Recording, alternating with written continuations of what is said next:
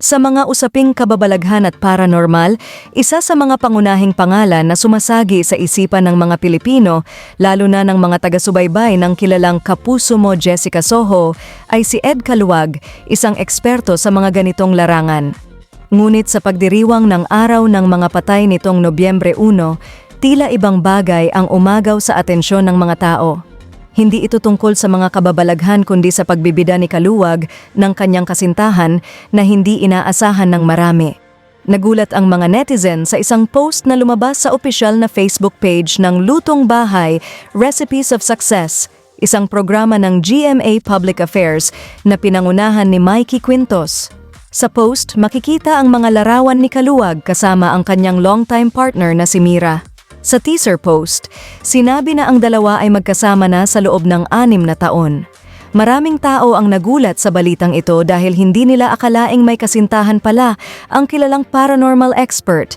Tila nagbigay ito ng bagong pananaw sa kanyang personalidad at buhay. Sa mga nakaraang taon, kadalasang itinampok si Caluwag sa iba't ibang programa at espesyal na segment kung saan siya ay nagbibigay ng kanyang mga pananaw at kaalaman tungkol sa mga kababalaghan. Madalas na nagpapakita si Caluwag ng mga kakaibang karanasan at kwento na umuugong sa usaping paranormal. Ngunit sa pagkakataong ito, tila lumihis siya mula sa kanyang karaniwang tema. Sa halip na magbigay ng mga nakakatakot na kwento, mas pinili niyang ipakita ang isang masayang bahagi ng kanyang buhay, ang kanyang relasyon kay Mira. Maraming netizen ang nagbigay ng kanilang reaksyon sa post na ito.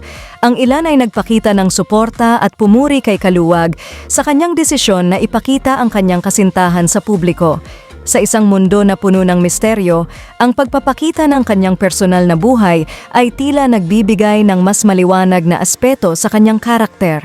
Ayon sa mga komento ng netizens, marami ang natuwa sa balita at hinangaan si Caluwag hindi lamang bilang isang paranormal expert, kundi bilang isang taong may magandang relasyon.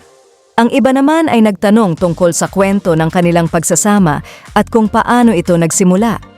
Tila ang pag-aamin ni Caluwag tungkol sa kanyang relasyon ay nagbigay daan sa ibang tao na maging mas bukas sa kanilang mga personal na buhay, kahit na sila ay nasa ilalim ng pampublikong mata. Sa pamamagitan ng post na ito, ipinakita ni Caluwag na kahit gaano pa man kalalim ang kanyang koneksyon sa mga kababalaghan, mahalaga pa rin ang mga koneksyon sa buhay. Hindi lamang ito nagbigay inspirasyon sa mga tao, kundi nagpatunay rin na ang bawat isa, kahit gaano ka-espesyal ang kanilang trabaho o reputasyon, ay may sariling kwento ng pag-ibig at pagkakaintindihan. Sa kabila ng kanyang pagkaabala sa mundo ng paranormal, nahanap ni Caluwag ang panahon upang ipakita ang kanyang tunay na sarili at ang kanyang pagmamahal sa kanyang partner. Sa ganitong paraan, hindi lamang siya nagbibigay ng kaalaman sa mga tao kundi nagiging inspirasyon din para sa iba na pahalagahan ang kanilang mga personal na relasyon.